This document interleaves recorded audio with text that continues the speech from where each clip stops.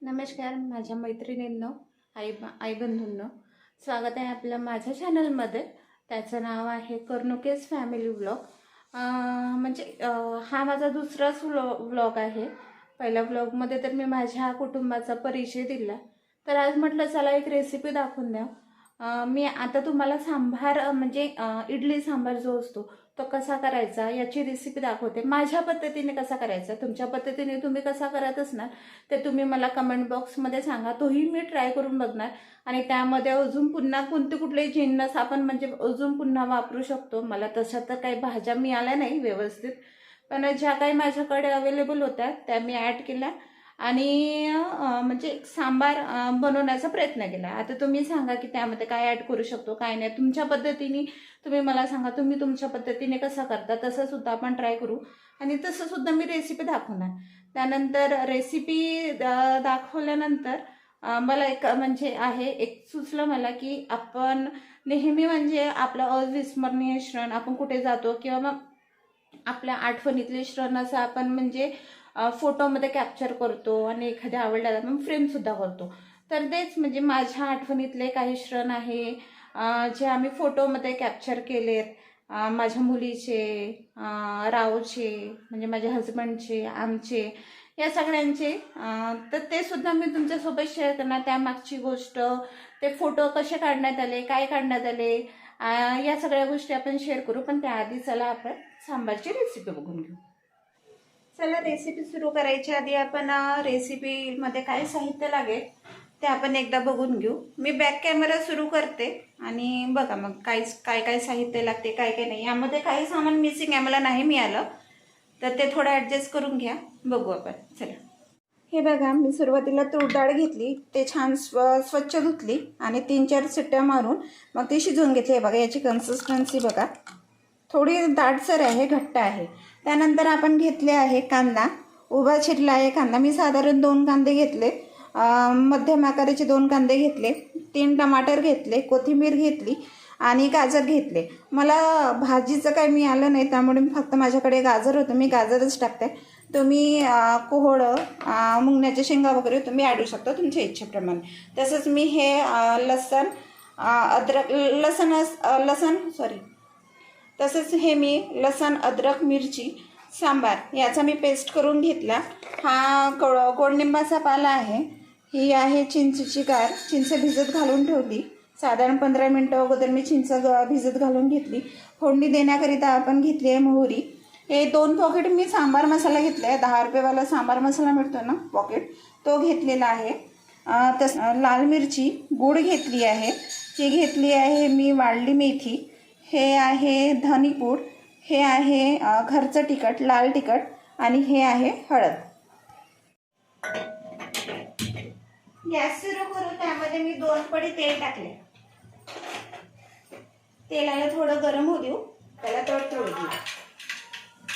पण तेल गरम झाल्यानंतरच मोहरी टाका, नाहीतर ते तडतडणार नाही. असं छान आवाज यायला पाहिजे.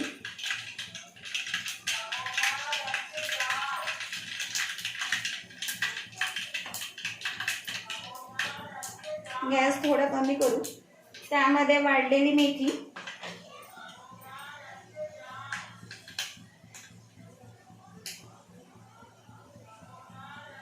उभा चिरलेला कांदा,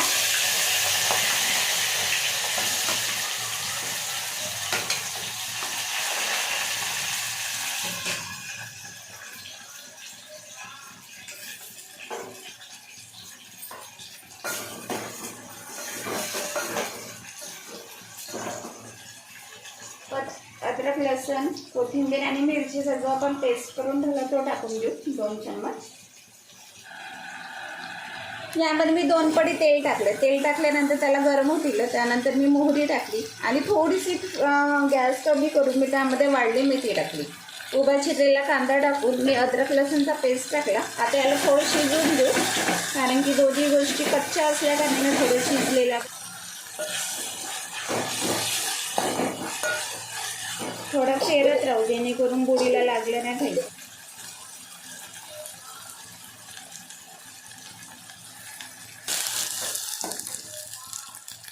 कांदा थोडा शिजलेला आहे, थोडा अजून पुन्हा होऊ देऊ, थोडा पुन्हा नरम होऊ देऊ आणि त्यानंतर मग आपण बाकीचे ज्या गोष्टी आहे आपण करून ठेवल्या त्या यामध्ये ॲड करू. यात मी थोडा गोड लिंबाचा पाला टाकत आहे, थोडा अर्धा टाकते, अर्धा मी चटणीसाठी वाचवून ठेवते. त्यानंतर यामध्ये आपण चिरलेला टमाटो, मी साधारण आकाराचे मध्यम आकाराचे 3 टमाटर कापून घेतले होते, ते मी यामध्ये ॲड करते.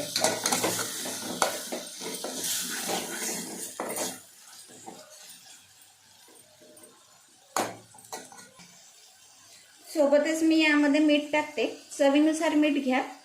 मीठाने काय होणार की टमाटर जे आहे ते लवकर गलणार आणि लवकर शिजणार.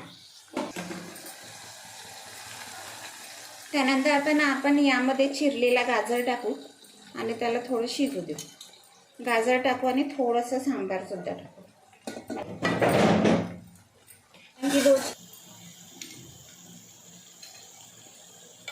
यानंतर आपण यामध्ये डाळ टाकू. डाळ बघा कशी शिजली आहे अशी.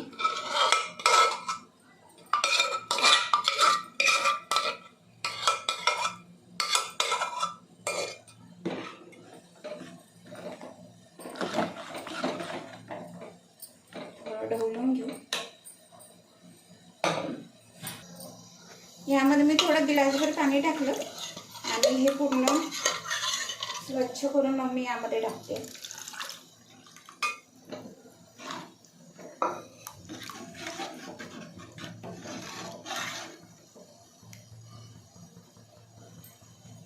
त्यानंतर यामध्ये सुखे जिन्नस टाकते.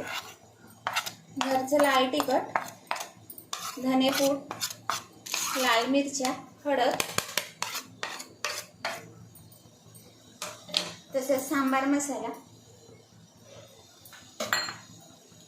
हे टाकून मी थोडंसं मिक्स करून घेते आणि हे थोडंसं दाटसर वाटते, थोडं पाणी टाकते.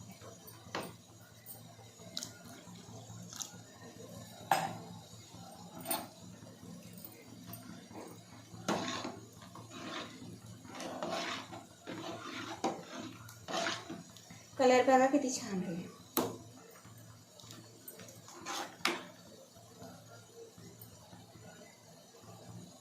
आपण यामध्ये चिंचेचा गाळ टाकू, थोडं गाळून घेऊ.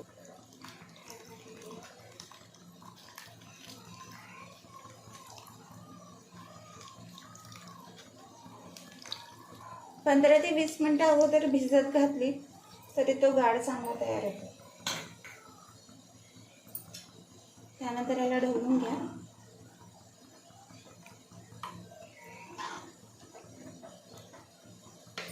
नंतर आपण गूळ टाकू. मी थोडासा असं बारीक केला आणि तेवढा गडी न टाकते मी थोडीशी काढून ठेवली. इतकी गडी मी काढून ठेवली. इतकी गडी मी काढून ठेवली आणि बाकीचं मग ते टाकलं त्यामध्ये. आता याला छान उकळी येऊ देऊ आणि त्यामध्ये मग कोथिंबीर पण टाकून देऊ.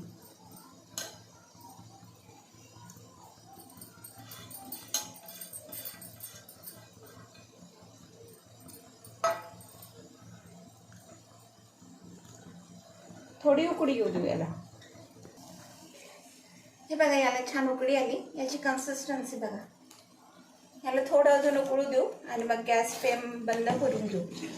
मग चला आपण आता चटणीचं बघू आणि चटणी कशी करायची ते रेसिपी बघू. हे बघा मी इथे ओला खोबरं घेतलंय, हे गोड लिंबाचा पाला, यात मी थोडं पुदिना पण टाकलंय आणि हिरवी मिरची, हे जाड आहे तिखट नसते त्या कारणाने मी 4 मिरच्या घेतल्या आणि सांबार घेतलाय.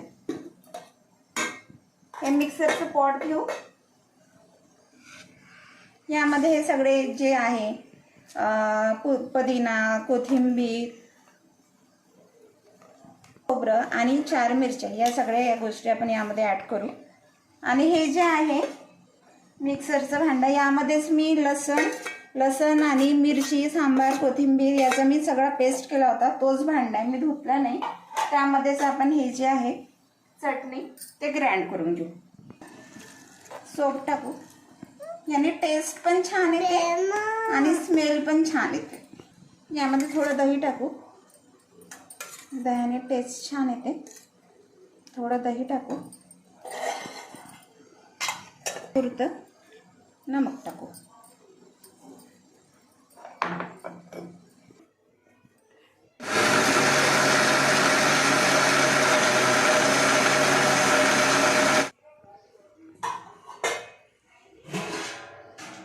पण झालेले नाही, यामध्ये थोडंसं पाणी टाकू आपण, जेणेकरून ते पूर्ण बारीक होऊन जाणार. मिक्स करू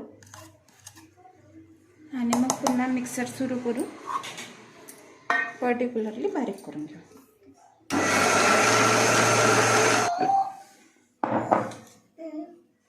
हे बघा, हे बरोबर झालंय, छान पूर्ण बारीक झालंय. याला आता आपण तडका देऊ. भांडी घेतली आहे, त्यामध्ये आपण थोडं 1 चमचा तेल टाकून देऊ.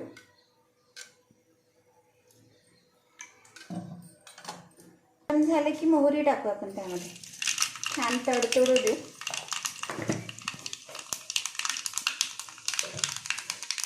थोडंसं जिरं टाकून देऊ. गॅस कमी करू आणि गॅस बंद करू.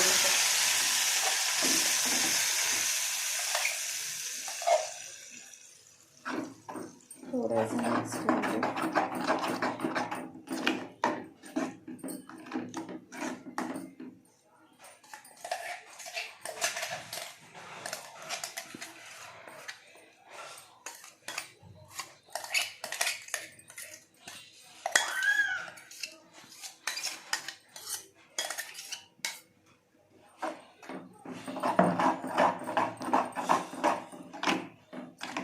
गॅस बंद आहे बरं का,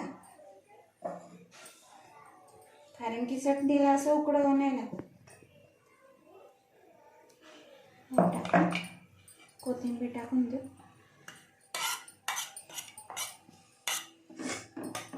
आणि आपली चटणी तयार. आता आपण याला सर्व करू. चला आता आपण सर्व करू. मी ते 2 इडल्या घेते, त्यामध्ये सांबार टाकते.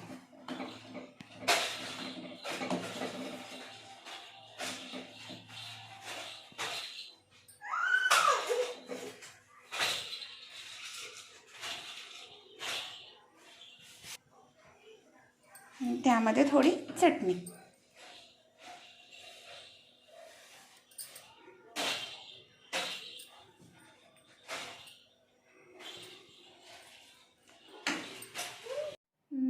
अशी झाली माझी रेसिपी. अशी केली म्हणजे मी माझ्या पद्धतीने केली, त्यामध्ये मी काही नवीन म्हणजे ॲड नाही केलं. म्हणून भाज्या कमी होत्या, त्या कारणाने थोडंसं माझ्याकडे फक्त गाजर अवेलेबल होते, तेच मी मिक्स केले. तुम्ही टाकू शकता जसं मी सांगितलं. तर चला, मी तुम्हाला आधी पण सांगितलं की काही फोटोच्या आठवणी आहे त्या आपण ताज्या करू. त्या आता फोटो मागच्या आठवणी मला सांगतं, मिश्रण सांगते त्यातला, जे फोटो बघितल्यानंतर मी तरी कधी नाही विसरू शकणार. तर चला सांगते. हे बघा, ही फोटो, या फोटो मागची म्हणजे स्टोरी म्हणजे अशी की ही फोटो माझ्या लग्नाच्या दुसऱ्या वर्षी, म्हणजे माझं लग्न 2017 झालं आणि ही फोटो 2018 आहे. यांच्या मित्राचं लग्न होतं, त्यावेळेस आम्ही तयारी करून निघालो होतो. मग माझा हट्ट होता की नाही, आपण 1 वर्ष झालं लग्न झाल्यानंतर आपण फोटो नाही काढली, तर आम्ही स्टुडिओमध्ये जाऊन काढलेली फोटो आहे ही बघा. आणि यांनीच मग ते एडिट वगैरे केली आणि फ्रेम करून आणली, तेही मला माहिती नव्हतं. आमच्या वाढदिवसा म्हणजे आमच्या दोघांचाही वाढदिवस एकाच महिन्यामध्ये येतो, सप्टेंबरमध्ये. तर वाढदिवसाच्या दिवशी त्यांनी हे फोटो म्हणजे एक गिफ्ट प्रकारे दिली. आणि हे फोटो दिल्यानंतर मग मला असं वाटलं की नाही, दोघांची फोटो हवी होती, पण ठीक आहे चला, त्यांनी एकटीशीच दिली तर ठीक आहे म्हटलं. तरी पण ठीक आहे, माझा आजही हट्ट आहे की दोघांची एक फोटो म्हणजे एक पूर्ण फॅमिलीची फोटो, तिघांची फोटो एक हवी आहे. बघू, बनणारच ते कधी ना कधी. आता दुसरी फोटो बघू. ही फोटो रावची आहे. पिल्लू ज्यावेळेस पोटात होती त्यावेळेस माझा हट्ट होता की नाही, रावची फोटो आपण, तुमची फोटो पाहिजे, तुम्ही फ्रेम करा, असं तसं. आणली पण होती, पण ते काही लावण्यात आली नाही. अशी स्टोरी आहे या फोटोमागची. पण छान आहे, मला खूप आवडली ही फोटो. त्यानंतर ही माझी पिल्लू, म्हणजे ही नुकतीच झाल्यानंतर 10-15 म्हणजे अर्ध्या तासाच्या आतमधली ही फोटो आहे, पहिली फोटो. ही जी आहे, हे ड्रेस जे आहे हे आम्ही घरी शिवले होते आणि हे पूर्ण फोटो तिची जी आहे ते 2-2.5-3 महिन्याच्या आतमधलीच आहे. हे कपडे आम्ही शिवले होते, ड्रेस. आम्ही जिथे राहत होतो त्यांची मुलगी, घरमालकांची मुलगी आणि मी, तर तिने हे शिवून आणले होते. वहिनी घाला घाला, मग घालून दिले, छान दिसत होते ते. फोटो काढले, मग तेच फोटो मग फ्रेममध्ये सुद्धा टाकले. आणि तसंच हे पण अशीच म्हणजे सोप्यावरचीच आहे, सोप्यावर ठेवली अशी, तिकडे इकडे तिकडे बघत होती, तेच फोटो आहे. ही तिच्या पप्पांसोबत तिची सेल्फी, आणि तिच्या पप्पांचा तिने हात पकडला होता, अवघ्या 2 महिन्याचीच होती, तिच्या पप्पांसोबत पकडला होता. आणि याची आठवण म्हणजे असे की मी आईकडे आली होती आणि आम्ही साडीचा पाळणा टाकला होता. साडीच्या पाळण्यामध्ये तिला पहिल्यांदाच टाकलं. तर बघा कशी म्हणजे खूप मस्ती करायची ते, म्हणजे खूप तिला आवडलं होतं. तर त्यावेळेस मी मग ते फोटो कॅप्चर केली होती तिची. ही आमच्या लग्नाच्या आधीची फोटो आहे. आम्हाला लग्नामध्ये फ्रेम दिली होती. ही लग्नाच्या आधीची, म्हणजे यांचा बड्डे आम्ही केला होता, तर त्यावेळेसची फोटो आहे ही. आणि ही बघा कशी दिसत होती.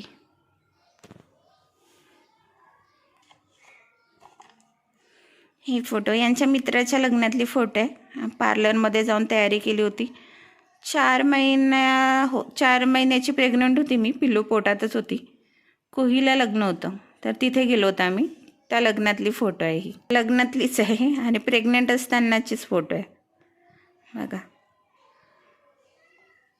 ही माझ्या वाढदिवसाची फोटो आहे. पिल्लू 1 वर्षाची व्हायचीच होती त्यावेळेस, 6-7 महिन्याची असेल त्यावेळेसची फोटो आहे ही.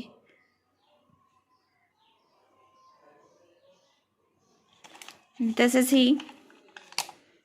ही सुद्धा 7-8 महिन्याची, म्हणजे 6-7 महिन्याचीच होती त्यावेळेसचीच फोटो आहे. आईकडे आली होती, असंच फोटोशूट आम्ही केलं होतं फोननी, तर तेच फोटो मग यांनी इथे पण टाकली. ही फोटो आणि ही फोटो एकाच लग्नातली आहे, ही आणि ही. छान आहे, म्हणजे विसरण्यासारखेच नाही आहे.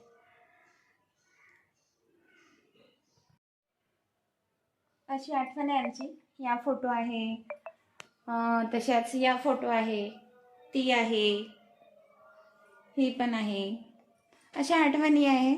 तुम्ही सुद्धा सांगा, म्हणजे फोटोमध्येच आपण कॅप्चर करून ठेवत असतो अशा आठवणी.